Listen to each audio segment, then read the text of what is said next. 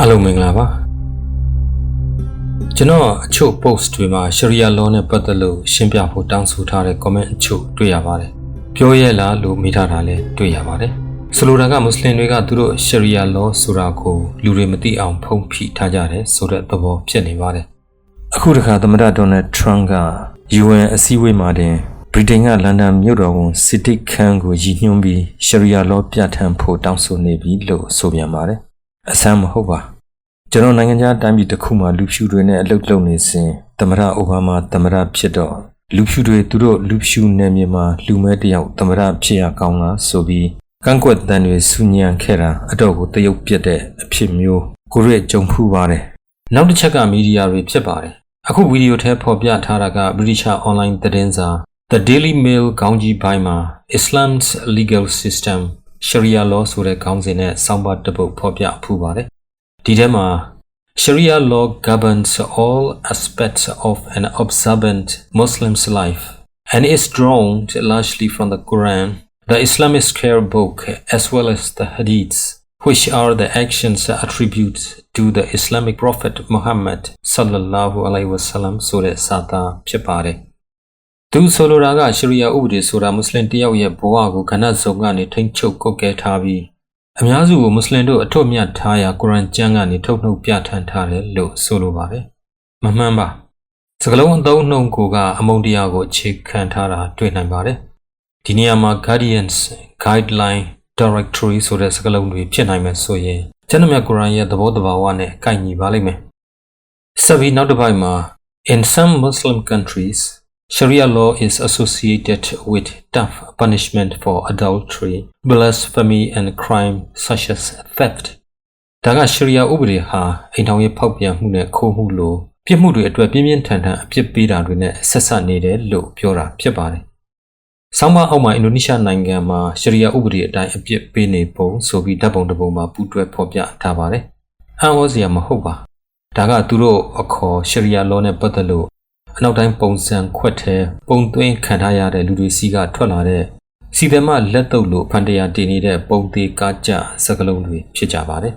။ဘာဖြစ်လို့လဲဆိုတော့ဒီထဲသူသုံးထားတဲ့အင်္ဂလိပ်ဝေါ်ဟာရ governs ဆိုပြီးသုံးနှုန်းထားလို့ဖြစ်ပါတယ်။ကျမ်းမြတ်ကုရ်အာန်ဆိုတာလမ်းညွှန်ချက်တိုက်တွန်းနှိုးဆော်ချက်ဖြစ်ပါတယ်။ကျမ်းမြတ်ကုရ်အာန်ထဲဥပဒေရေးရာနဲ့ပတ်သက်လို့မပါမဟုတ်နည်းနည်းပါဖော်ပြပါရှိပါတယ်။ဆက်ပြီး hadith ကိုလည်းသူညွှန်ထားပြန်ပါတယ်။လက်ဖြတ်တာကဲပေါက်တတ်တာကြံပါအောင်မယ်သူတို့ဖြစ်စေခြင်းတဲ့ပုံစံရဖို့လူရဆွဲထုတ်ပြီးပြောခြင်းတလို့ပြောလိုက်တာမျိုးကစင်ချနုံတရားမဲ့နေတယ်လို့သုံးသပ်ရမှာကလွဲလို့အခြားမရှိပါအစင်ချင်မဲ့ပြောတာမျိုးကပညာမဲ့တွေအတွက်အလုံးအမင်းလွယ်ကူပါတယ်ဥပဒေနည်းဥပဒေစီရင်ထုံးစီရင်ချက်အလုံးတစ်ခုစီဖြစ်တယ်လို့တစ်ခုချင်းစီမှာစင်ချနုံတရားအခန်းကဏ္ဍတွေပါဝင်နေပါတယ်ဥပဒေသမားတွေသိကြမှာပါကျွန်တော်တို့တိုင်းပြည်မှာလည်းဒီအတိုင်းပဲဖြစ်ပါတယ်တရားရုံးတွေမှာစီရင်ချက်ချမှတ်ပေးနေတဲ့တရားသူကြီးဆိုသူကဘယ်မှုခင်ဖြစ်တဲ့နေရာမှာမှသူရှိနေခဲ့တာမဟုတ်ပါဒါကြောင့်တရားရုံးတွေကိုကိုစားပြုထားတဲ့သင်္ကေတကချိန်ခွင်ကြီးမဟုတ်ပါမျက်လုံးကိုအဝတ်စနဲ့ပိတ်ထားတဲ့ရုပ်ထုပုံကိုပါပူးတွဲဖော်ပြကိုစားပြုထားတာကိုကျွန်တော်ပြိတ္တာမြင်ဖူးကြမှာပါအခုဗီဒီယိုထဲပြထားတဲ့ပုံကိုကျွန်တော်ပြိတ္တာဘယ်လိုမြင်ပါတယ်လဲချိန်ခွင်ကတရားမျှတမှုဖြစ်ပါတယ်မျက်လုံးကိုအဝတ်စနဲ့ပိတ်ထားတယ်ဆိုတာကတရားသူကြီးသို့မဟုတ်စီရင်ချက်ချမှတ်သူဖြစ်ပါတယ်သူဆုံးဖြတ်တာအမြင်နဲ့ဆုံးဖြတ်တာမဟုတ်ပါမျက်လုံးကိုပိတ်ထားပါတယ်အဲ့တော့ဘာနဲ့ဆုံးဖြတ်တာလဲ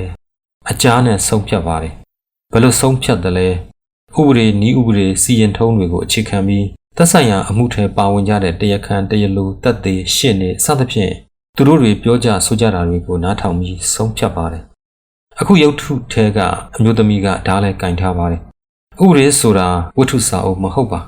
ပြစ်ဒဏ်လဲပါဝင်တယ်လို့ဆိုလိုတာဖြစ်ပါတယ်အခြေအနေရကျွန်တော်ပြောရတာပါကျွန်တော်ကျွမ်းကျင်တဲ့ခန္ဓာမဟုတ်ဘူးဆိုတာဝန်ခံပါတယ်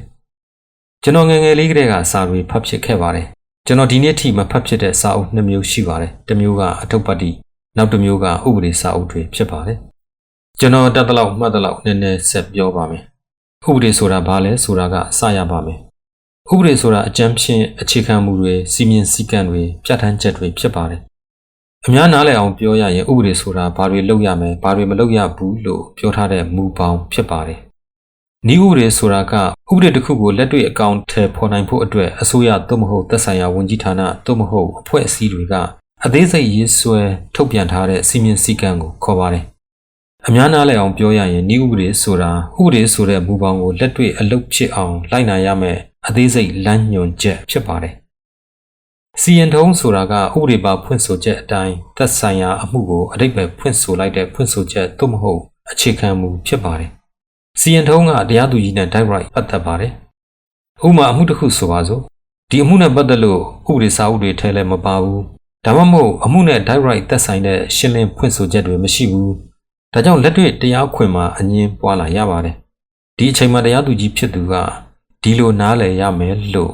ဆုံးဖြတ်ပေးလိုက်တဲ့လမ်းညွှန်ချက်ကိုစီရင်ထုံးလို့ခေါ်ပါတယ်။ဒီအပေါ်မှာစီရင်ချက်ထွက်လာပါမယ်။ဒါတွေကကျွန်တော်တို့ကမ္ဘာပေါ်မှာဘယ်နိုင်ငံမှာနေဘယ်လူအဖွဲ့အစည်းမှာရှိနေကျွန်တော်တို့အားလုံးသိနေကြတဲ့ကိစ္စတွေဖြစ်ပါတယ်။ရှရီယာဆိုတာကလည်းဒီသဘောပဲဖြစ်ပါတယ်။ရှရီယာဆိုတဲ့စကားလုံးကိုအကျဉ်းဖြင့်ဥပဒေအစ္စလာမ်ရဲ့ဥပဒေလို့နားလည်နိုင်ကြပါတယ်။ဒီလိုပြန်ဆိုကြတာတွေလည်းရှိနေပါတယ်။သို့တော်ဒါကလူများစုနားလည်အောင်အလွယ်ဆုံးနည်းနဲ့ပြန်ဆိုပေးထားတာဖြစ်ပါတယ်။သူ့ထက်မှမွတ်စလင်တဦးချင်းစီကနေမွတ်စလင်လူအဖွဲ့အစည်းတစ်ခုလုံးအတွက်လိုက်နာကျင့်သုံးရမယ့်ဥပဒေစီမင်းစည်းကမ်းတွေပါဝင်နေတာကြောင့်သူ့ကိုဥပဒေလို့နားလည်နိုင်တာဖြစ်ပါတယ်။သို့တော်ရှေ့မှာကျွန်တော်အကြမ်းဖျင်းလို့သုံးနှုန်းခဲ့ရတာကဥပဒေဆိုတဲ့စကားလုံးနဲ့မလုံလောက်လို့ဖြစ်ပါတယ်။ရှရီယာကိုဥပဒေအစ္စလာမ်ရဲ့ဥပဒေဆိုတဲ့အနက်တစ်ခုတည်းအတွက်သတ်မှတ်လိုက်မယ်ဆိုရင်သူ့ရဲ့သဘောတဘာဝနှက်ဆိုင်တဲ့အဓိပ္ပာယ်နဲ့တွဲချော်သွားနိုင်ပါတယ်။ဘာကြောင့်လဲ။ဘာဖြစ်လို့လဲ။ဆက်ပြီးလေ့လာကြည့်ကြပါမယ်။ရှရီယာဆိုတာအစ္စလာမ်ဘာသာတရားမှာအထွတ်အမြတ်ထားရာဥပဒေတွေဖြစ်ကြပါတယ်။မွတ်စလင်တွေအတွက်အလောရှ်မြတ်ရဲ့အလိုတော်အတိုင်းအစ္စလာမ်ကအဆိုပြုထားတဲ့ကိုကျင့်တရားပုံစံနဲ့ဘဝပုံစံတွေကိုဘယ်လိုတိဆောက်သွားရမယ်လို့လမ်းညွှန်ထားတဲ့စနစ်တစ်ခုဖြစ်ပါတယ်။ရှေ့မှာကျွန်တော်သူ့ရဲ့သဘောတဘာဝနှက်ဆိုင်တဲ့အဓိပ္ပာယ်နဲ့လွှဲချော်သွားနိုင်တယ်လို့ပြောခဲ့တာဒီစနစ်ဆိုတဲ့စကားလုံးကိုရည်ညွှန်းလို့ဖြစ်ပါတယ်။အင်္ဂလိပ်လို system ကိုပြောချင်တာဖြစ်ပါတယ်။ကွန်ပျူတာအသုံးအနှုန်း computer terms system နဲ့ဆိုပိုနီးစပ်ပါတယ်။ဒီလိုမပြောချင်ရင် mechanism လို့သုံးနှုန်းနိုင်ပါလိမ့်မယ်။ဒါကြောင့်ဥပဒေဆိုတာလောက်နဲ့မလုံလောက်နိုင်ပါ။အာရဗီစကားလုံး sharia ဆိုတာအဖို့အထစ်စုညောင်ခလုတ်ကန်တဲ့မရှိတဲ့လမ်းဒါမှမဟုတ်လမ်းယိုးလမ်းမှန်လို့အဓိပ္ပာယ်ထွက်ပါတယ်။သူ့ထက်မှာဥပဒေတွေပုံမှန်တွေကိုကျော်လွန်သွားတဲ့ကျင့်ဝတ်ကိုကျင့်တရားလူမှုရေးရာနဲ့နံရေးရာလမ်းညွှန်ချက်တွေပါဝင်နေပါတယ်။အလုံးမင်းကျက်ပြန့်နေတဲ့ဘဝလမ်းညွှန်မှုစနစ်တစ်ခုဖြစ်ပါတယ်။ဒီနေ့ခေတ်မှာမွတ်စလင်90%ကျော်ရှိတဲ့မွတ်စလင်လူများစုနိုင်ငံတွေထဲတဝက်လောက်ကသာသူတို့နိုင်ငံတော်ဖွဲ့စည်းပုံဥပဒေမှာရှရီယာဥပဒေတွေကိုထပ်သွင်းပြဋ္ဌာန်းအသုံးပြုနေကြတာတွေ့နိုင်ပါတယ်။ကမ္ဘာအနှံ့မွတ်စလင်တဦးချင်းစီကိုကြည့်ကြမယ်ဆိုရင်အများစုကသူတို့ကိုယ်ရေးကိုယ်တာကိစ္စတွေနဲ့ဘာသာရေးရာတွေမှာရှရီယာဥပဒေတွေရဲ့အစိတ်ပိုင်းအချို့လောက်ကိုပဲလိုက်နာကျင့်သုံးနေကြတယ်လို့ကောက်ချက်ချနိုင်ပါလိမ့်မယ်။ရှရီယာရဲ့အဓိကအချက်တွေကတရားမျှတမှုအဒလ်တနာကျင်နာမှုရာဟ်မန်လူသားမျိုးနွယ်အတွက်ကောင်းကျိုးချမ်းသာကိုတည်ဖို့ထမ်းရွက်ရေးဖြစ်ပါတယ်။ရှရီယာဆိုတာဥပဒေရေးရာတွေကိုသတ်မှတ်ပြဋ္ဌာန်းထားတဲ့စာအုပ်ကြီးမဟုတ်ပါ။မတူညီတဲ့ရင်းမြစ်စုံကဆင်းသက်လာတဲ့အသိပညာတွေကိုစုစည်းဖွဲ့စည်းထားတဲ့အသိဉာဏကိုယ်ထဲတစ်ခုဖြစ်ပါတယ်။ရှရီယာရဲ့အဓိကရည်ရွယ်ချက်ပန်းနိုင်ကလူဘဝအတွက်မရှိမဖြစ်လိုအပ်တဲ့လိုအပ်ချက်၅ခုကိုကောက်ွယ်စောင့်ရှောက်ထားရေးဖြစ်ပါတယ်။အဲ့ဒါတွေကဘာသာတရားအသက်အသိဉာဏ်မျိုးရိုးနဲ့ဥစ္စာပစ္စည်းဖြစ်ပါတယ်။သူ့နယ်ပယ်ကကျပြန့်သလောက်အဓိကလူရင်းကိုခွဲခြားစိတ်ဖြာကြည့်မယ်ဆိုရင်အီဘာဒတ်ဆိုတဲ့ခဝတ်ကိုးကွယ်မှုဖန်ဆင်းရှင်နဲ့ပတ်သက်တဲ့တာဝန်ဝတ္တရားများနဲ့မူအာမီလတ်ဆိုတဲ့အဖန်ဆင်းကံတွေနဲ့ပတ်သက်တဲ့တာဝန်ဝတ္တရားများဆိုပြီးအပိုင်းနှစ်ပိုင်းခွဲပြီးသိနိုင်ကြပါတယ်။အီဘာဒတ်ခဝတ်ကိုးကွယ်မှုဆိုတာကလူသားနဲ့ဖန်ဆင်းရှင်အကြားကတာဝန်တွေဖြစ်ပါတယ်။အဲ့ဒီထက်မှာဝတ်ပြုခြင်းတရက်၅ချိန်ဝတ်ပြုရတာကိုပြောတာဖြစ်ပါတယ်။ဆွီယမ်ဥပုသ်သီလစောင့်တည်ခြင်းရာမဒန်လမှာဥပုသ်စောင့်ရတာကိုပြောတာဖြစ်ပါတယ်။ဇကတ်ပိုင်ဆိုင်မှုထက်ကအပုံ40ပုံတစ်ပုံကိုနှစ်စဉ်ဆင်းရဲသားတွေကိုအပီးအပိုင်ပေးကမ်းလှူဒန်းခြင်း ownership transfer လုပ်ပေးရတာဖြစ်ပါတယ်။ပြီးရင် Hajj ဆော်ဒီအာရေဗျနိုင်ငံမကာမြို့ကကာအဘာကျောင်းတော်ကိုတသက်တာမှာအနည်းဆုံးတစ်ကြိမ်စုပေါင်းဝတ်ပြုမှုမှာပါဝင်ခြင်းဖြစ်ပါတယ်။မူအာမီလတ်အဖန်ဆင်းခံတွေနဲ့ပတ်သက်တဲ့တာဝန်တွေထဲမှာ လူအချင်းချင်းဆက်ဆံရေးကနေလူအတိုင်းဝိုင်းနဲ့လူပေါင်းတစ်ခုလုံးအကျုံးဝင်ပါတယ်အိမ်ထောင်ပြုရှင်၊ကွာရှင်းခြင်းအမွေဆက်ခံခြင်းနဲ့ကလေးအုပ်ထိန်ခွင့်စသဖြင့်ဒါတွေကမိသားစုရေးရာအခန်းထဲပါဝင်ပါလိမ့်မယ်စာချုပ်စာတမ်းတွေစီးပွားရေးဆိုင်ရာကျင့်ဝတ်တွေဥပဒေတွေနဲ့အတိုးရီဘာကိုတားမြစ်ထားတဲ့ဥပဒေတွေကစီးပွားရေးနဲ့ငွေကြေးဆိုင်ရာဥပဒေအခန်းထဲပါဝင်ပါတယ်ခိုးမှုအိမ်ထောင်ရေးဖောက်ပြန်မှုနဲ့လူသတ်မှုလိုပြစ်မှုတွေကပြစ်မှုဆိုင်ရာဥပဒေအခန်းအောက်မှာပါဝင်ပါတယ်တကူရေးတန့်ရှင်းရေးအတွက်ဘယ်လိုရေးချိုးရမလဲဆိုတာကအစားအသောက်အနေအထိုင်လူမှုဆက်ဆံရေးကျင့်ဝတ်တွေဒါတွေကအုပ်ချုပ်ရေးရာလမ်းညွှန်ချက်အခန်းအောက်မှာတွေ့နိုင်ပါတယ်။တမိုင်းကြောင့်အရရှရီယာဥပဒေဆိုတာမွတ်စလင်လူအဖွဲ့အစည်းမှကျင့်သုံးနိုင်ဖို့မွေးဖွားလာခဲ့တာဆိုပေမဲ့အစ္စလာမ်အင်ပါယာကျယ်ပြန့်လာတာနဲ့အမျှမွတ်စလင်မဟုတ်တဲ့လူအဖွဲ့အစည်းတွေပါပေါင်းစပ်ပါဝင်လာနိုင်ဖို့အတွက်ဒေသဆိုင်ရာဓလေ့ထုံးတမ်းတွေနဲ့ဥပဒေတွေကိုပါပေါင်းစပ်ကျင့်သုံးနိုင်တဲ့ hybrid legal system ပေါင်းစပ်ဥပဒေစနစ်ပုံစံကျင့်သုံးနိုင်ဖို့လမ်းဖွင့်ပေးထားတဲ့ကဏ္ဍတစ်ခုလည်းပါဝင်ပါတယ်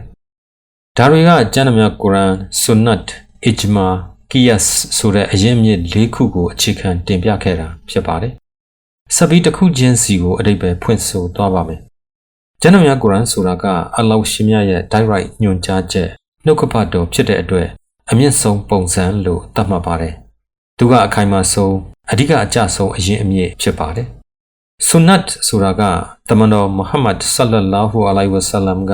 ကျမ်းစာများကုရ်အာန်ရဲ့အမိန့်ညွှန်ကြားချက်တွေကိုလက်တွေ့ကျင့်သုံးပြသွားခဲ့တဲ့လှုပ်ဆောင်ချက်တွေ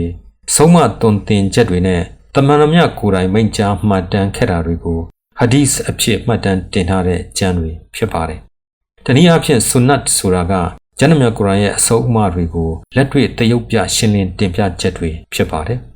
။အခုတွေ့နေရတာကဘူခါရီဟာဒီစ်အတွဲ1ဖြစ်ပါတယ်။အတွဲ9အတွဲရှိပါတယ်။ဒီမှာကျွန်တော်တို့ဟာဒီစ်ဆိုတာဘာလဲဆိုတာကိုသိအောင်အကြံဖြင့်ကျွန်တော်တို့လေ့လာကြည့်ကြပါမယ်။အတွဲ1ကျွန်တော်တို့စာအုပ်အမှတ်1 Book of Revelation ဖြစ်ပါတယ်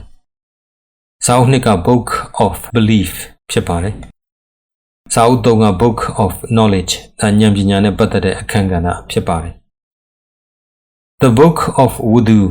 Wudu ဆိုတာကကျွန်တော်တို့ဝတ်မပြုခင်ပါးစပ်တွေနှာခေါင်းတွေခြေထောက်တွေလက်တွေအဲ့ဒါကိုလည်းတန့်စင်ရတာကို Wudu လို့ခေါ်ပါတယ်။ The Book of Ghusl ဆိုတာကတော့ရေချိုးတာဖြစ်ပါတယ်။အဲ့တော့ဘယ်လိုရေချိုးမလဲရေကလည်းချိုးချင်တိုင်းချိုးလို့မရပါဘူး။သူ့ရဲ့ပုံစံနဲ့ဒီသတ်မှတ်ပြဋ္ဌာန်းထားတဲ့ပုံစံအတိုင်းဖြစ်ရပါမယ်။ The Book of Menses ဆိုတာကတော့အမျိုးသမီးတွေဓမ္မတာလာတဲ့အချိန်နဲ့ပတ်သက်လို့ရှင်းလင်းတင်ပြချက်တွေဖြစ်ပါတယ်။ Book of Salat ဒါကတော့ဘယ်လိုဝတ်ပြုစောင့်တည်မလဲအဲ့ဒါကိုတိတိကျကျရှင်းပြထားတဲ့ရှင်းလင်းတင်ပြချက်တွေဖြစ်ပါတယ်။ The Book of Time of Salat ဝတ်ပြုတဲ့အချိန်ဖြစ်ပါတယ်။ဝတ်ပြုတာပဲငါပဲချိန်ဝတ်ပြုမရပါ။သူ့ချိန်နဲ့သူဝတ်ပြုရပါမယ်။သူ့ချိန်နဲ့သူ့သတ်မှတ်ထားတဲ့အချိန်အဲ့ဒီအချိန်ကဘယ်အချိန်ကနေဘယ်အချိန်ထိအစသဖြင့်တိတိကျကျရှင်းလင်းတင်ပြချက်တွေဖြစ်ပါတယ်။ဒါကျွန်တော်ပိဋကမြင်နိုင်အောင်ဟာဒီစ်ဆိုတာဘာလဲဆိုတာကိုမြင်နိုင်အောင်ဒါအကြံဖြင့်တင်ပြပေးတာဖြစ်ပါတယ်။ Ijma ဆိုတာကအများသဘောတူညီချက်ဒါကဥပဒေရေးရာကိစ္စတစ်ခုခုအပေါ်အစ္စလာမ်ပညာရှင်တွေတညီတညွတ်သဘောတူဆုံးဖြတ်လိုက်တဲ့ဆုံးဖြတ်ချက်တွေဖြစ်ပါတယ်။ Qiyas ကိုနှိုင်းယှဉ်တွေးခေါ်မှုလို့နားလည်နိုင်ကြပါတယ်။ကျမ်းစာများကုရ်အာန်သို့မဟုတ်ဆွန်နတ်မှာ direct ဖော်ပြမထားတဲ့ကိစ္စရပ်အသစ်တွေအတွက်ရခင်ပြဋ္ဌာန်းထားတဲ့အလားတူကိစ္စရပ်တွေနဲ့နှိုင်းယှဉ်ပြီးဆင်ခြင်တွေးခေါ်သတ်မှတ်ပြဋ္ဌာန်းလိုက်တဲ့ဆုံးဖြတ်ချက်တွေဖြစ်ကြပါတယ်။ဒီအရင်းမြစ်၄ခုကိုရှရီယာလို့ခေါ်ပါတယ်။ရှရီယာအရင်းမြစ်တွေကိုသိသွားပြီဆိုရင်နောက်ထပ်သိရမှာက fiqh ဖြစ်ပါတယ်။ကျွန်တော်တို့မြန်မာလို fiqh လို့ခေါ်ကြတာမျိုးလည်းတွေ့ရပါတယ်။ Arabi ဝါဟာရ fiqh ကိုအင်္ဂလိပ်လို deep understanding true comprehension လို့ပြန်ဆိုတာတွေ့ရပါတယ်။မြန်မာလိုဆိုရင်နက်နက်ရှိုင်နားလည်သဘောပေါက်ခြင်းပြည့်ပြည့်စုံစုံလွှမ်းခြုံနားလည်ခြင်းလို့စာပေသဘောအရပြန်ဆိုနိုင်ပါလိမ့်မယ်။ဒါကြောင့် fiqh ဟာလူသားတွေရဲ့နားလည်မှုအပေါ်အခြေခံနေတာကြောင့်ကွဲပြားခြားနားမှုရှိနိုင်ပါတယ်။အစ္စလာမ်ရဲ့ဂိုင်းကနများဆိုပြီး episode တစ်ခုကျွန်တော်တင်ပြထားပြီးဖြစ်ပါတယ်။ဒီဂိုင်းကနတွေအားလုံးဆိုခဲ့တဲ့ fiqh ကိုအခြေခံပြီးကွဲပြားခြားနားသွားကြတာဖြစ်ပါတယ်။ အင်္ဂလိပ်လို School of Thought အာရဗီလို Madhab ဖြစ်ပါတယ်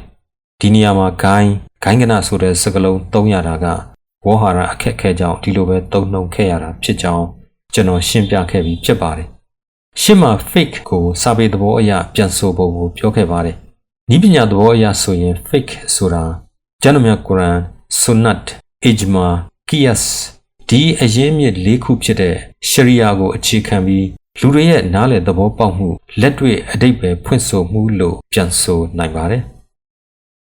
အခုကျွန်တော်တို့ရှရီယာနဲ့ fake ကိုသိသွားကြပြီဖြစ်လို့ရှရီယာနဲ့ fake ချိတ်ဆက်ပုံကိုဆက်လက်လေ့လာကြည့်ကြပါမယ်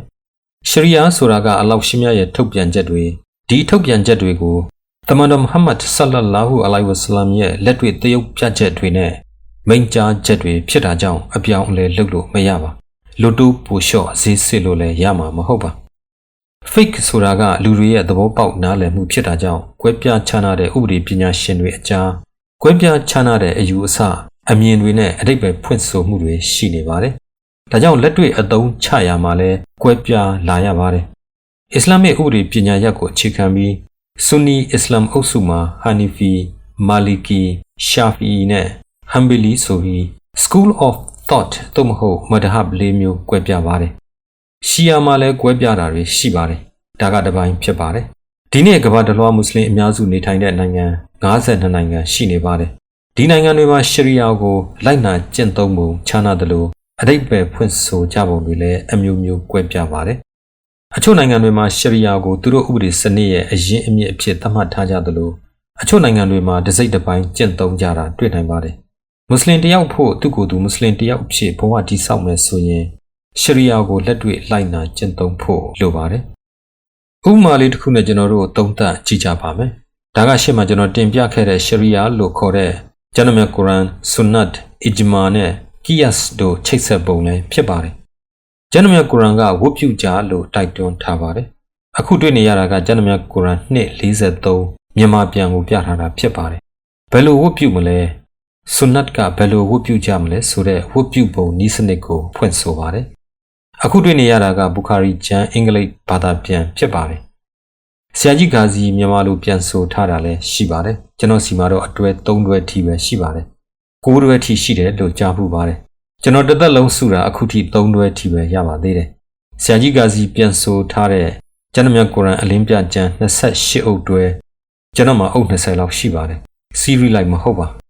ဂျားမှာလွတ်ကြံနေတဲ့8အုပ်တစ်သက်လုံးလိုက်ရှာတာဒီနေ့ထိပဲဖြစ်ပါတယ်ဒါကကျွန်တော်တို့တိုင်းပြည်ကမွတ်စလင်တွေရဲ့အခြေအနေပါကဲထားလိုက်ပါ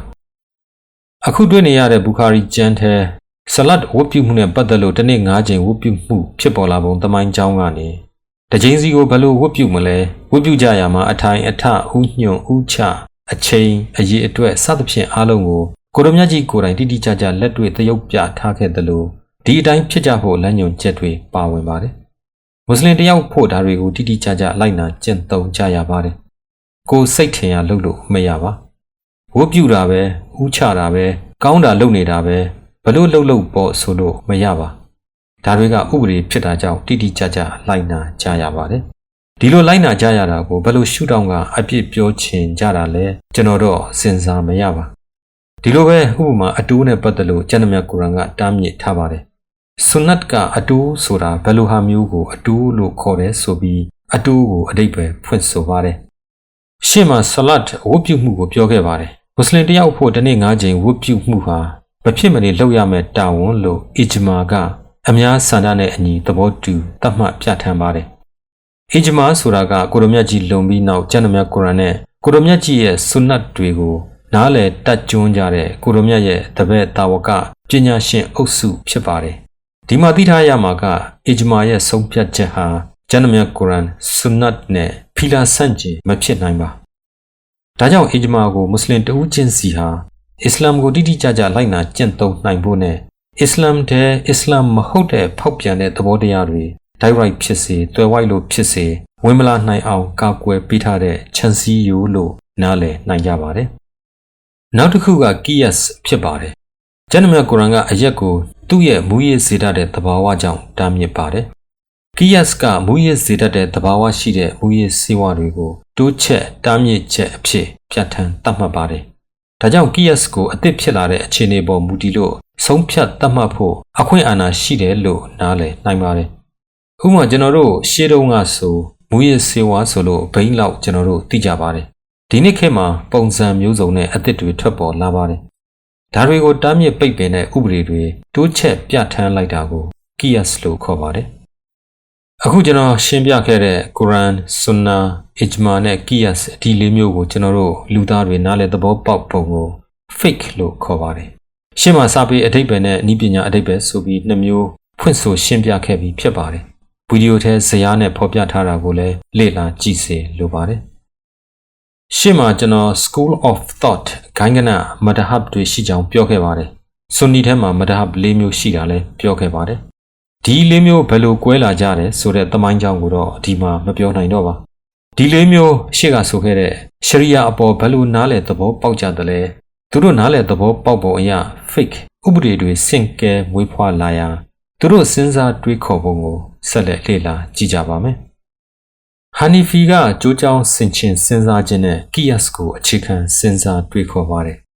မာလီကီကမဒီနာမြို့သူမြို့သားတွေလိုက်နာကျင့်သုံးခဲ့ကြပုံနဲ့အခြေခံစဉ်းစားတွေးခေါ်ပါတယ်။ရှာဖီအီကစာသား text နဲ့ကြိုးကြောင်းဆင်ခြင်ခြင်းကိုဟန်ချက်ညီညီထားပြီးစဉ်းစားတွေးခေါ်ပါတယ်။ဟမ်ဘီလီကကုရ်အာန်နဲ့ဆွန်နာနှစ်မျိုးကိုအဓိကထား direct ကိုကာစဉ်းစားတွေးခေါ်ပါတယ်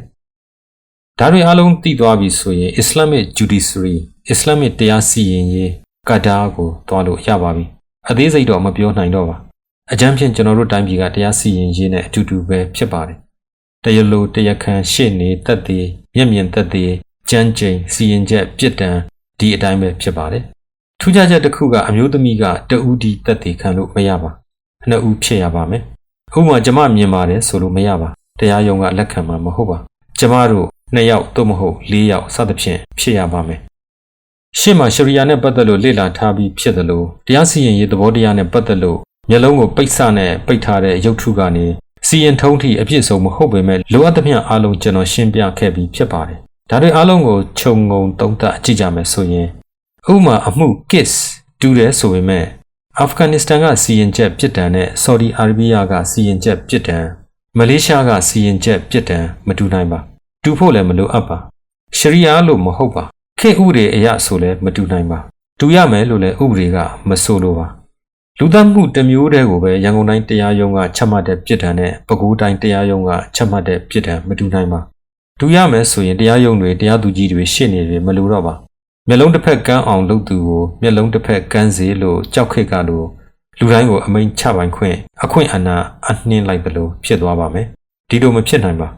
ဒါကိုလိုရာဆွဲပြီးဆော်ဒီအာရေဗျကဂဲပေါက်တတ်တဲ့ဓာတ်ပုံတွေအင်ဒိုနီးရှားကကြိမ်တန်ပေးတဲ့ဓာတ်ပုံတွေကိုဆွဲထုတ်လာပြီးရှရီယာဆိုတာဒါမျိုးပါလို့တရက်တစ်ပတ်ဥပဒေလို label တတ်တာမျိုးကဥရောပမီဒီယာတွေလိုတစ်မျိုးမလိုတစ်မျိုးမူမမှန်တဲ့ဘလောင်းမလဲတင်ပြမှုတွေဖြစ်ပါတယ်ဒီလိုဆိုသမန်တော်မြတ်မုဟမ္မဒ်ဆလ္လာလာဟူအလိုင်ဝါဆလမ်အမည်ကိုအမေရိကန်တရားရုံးချုပ်ရှေ့မှာ one of the greatest lawgiver လို့ကမီးထိုးထားတာမေခွန်းထုတ်ရပါမယ်မှန်ပါတယ်ရှရီယာဥပဒေဟာဥရောပအရင်ရှင်တွေအတွက်တရက်တစ်ပတ်ဥပဒေဖြစ်နေပါလိမ့်မယ်အတိုးကနေဈေးတက်ရင်ရောင်းဖို့ရည်ရွယ်ချက်နဲ့ငါမှအရင်နှီးရှိလို့ငါဝယ်လှောင်ထားတာဆိုသူအရင်ရှင်တွေရှရီယာဥပဒေအောက်မှာသူတို့လှုပ်ချင်တယ်လို့လှုပ်ခွင့်မရနိုင်တော့ပါကမ္ဘာစားနပ်ရိက္ခာတန်ချိန်တန်းနဲ့ချီအရေးခန့်တွေထဲအိတ်ခက်နေချိန်ကမ္ဘာပြည်သူတန်းနဲ့ချီစားနပ်ရိက္ခာမလုံလောက်မှုကြောင့်မသေးုံတမဲရှင်တန်နေရတာကိုရှရီယာဥပဒေအရခွင့်ပြုပေးနိုင်မှာမဟုတ်ပါဒီနေ့ကမ္ဘာလူဦးရေ 8.5 ရာခိုင်နှုန်းကနေ 9.9 ရာခိုင်နှုန်းလောက်ထိဒီနေ့ဝင်ငွေ 2.15 သို့မဟုတ်$3လောက်နဲ့အလွန်အမင်းဆင်းရဲနွမ်းပါမှုနဲ့ရင်ဆိုင်နေရပါတယ်လူဦးရေနဲ့ဆိုတန်း900လောက်ရှိပါလိမ့်မယ်ဒီနေ့ဝင်ငွေ$6ကနေ$9လောက်ဝင်ငွေနဲ့ရှင်သန်နေရသူအရေအတွက်ကကမ္ဘာလူဦးရေရဲ့44ရာခိုင်နှုန်းလောက်ရှိပါတယ်ကျွန်တော်တို့ဘယ်အုပ်စုထဲပါတယ်လဲကျွန်တော်ပြိတ္တာစဉ်းစားကြည့်ပါ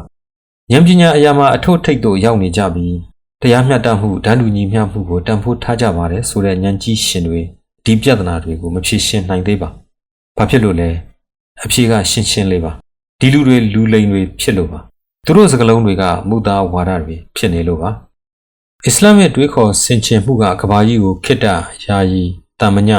နောင်ဘဝကိုထာဝရအမြဲဆိုတဲ့သဘောတရားပေါ်အခြေခံပါတယ်။ကဘာကြီးကိုပုံရိပ်နောင်ဘဝကိုအစစ်အမှန်လို့သတ်မှတ်ပါတယ်။ ဒါကြောင့်ကဘာကြီးကိုအစစ်မှန်လို့သဘောထားစဉ်းစားတွေးခေါ်မှုနဲ့ကဘာကြီးကိုပုံရိပ်လို့သဘောထားစဉ်းစားတွေးခေါ်မှုနှစ်ခုဖီလာဆန့်ကျင်ဖြစ်နေတာမထူးဆန်းပါ။နောင်လဲဆက်ဖြစ်နေပါဦးမယ်။ဥပဒေပညာဆိုတာစေပညာအင်ဂျင်နီယာပညာတွေလိုအခြားပညာရပ်တွေထက်ခက်ခဲနက်နဲပြီးတိမ်မွေ့လွန်းလှပါတယ်။အစ္စလာမစ်ဥပဒေစနစ်ရှရီယာမှာပညာရပ်ဆိုင်ရာအခမ်းကဏ္ဍကြီးမဟုတ်ကိုကျင့်တရားနဲ့ပတ်သက်လို့အစစ်မြစ်နိုင်ရရာအခမ်းကဏ္ဍတရားကိုပါပူးတွဲထားပြီးလူတွေရဲ့ဖောက်လွဲဖောက်ပြန်တတ်တဲ့သဘောတဘာဝကိုထိမ့်ကွပ်ပေးထားပါတယ်။အခုတင်ပြခဲ့သမျှကိုလုံးကိုထဲနဲ့အယောင်သွေးကိုကျွန်တော်ပြိတ္တာမြင်လောက်ပြီးလို့မျှော်လင့်ပါတယ်။နောက်မှအတွင်းအနှစ်သာရအပိုင်းတွေကိုအလျင်တင်တယ်လို့တင်ပြပေးနိုင်ဖို့ရည်ရွယ်ရင်းဒီမှာခေတ္တနားပါအောင်မယ်။နောက်အခမ်းများမှာပြန်ဆုံကြပါအောင်မယ်။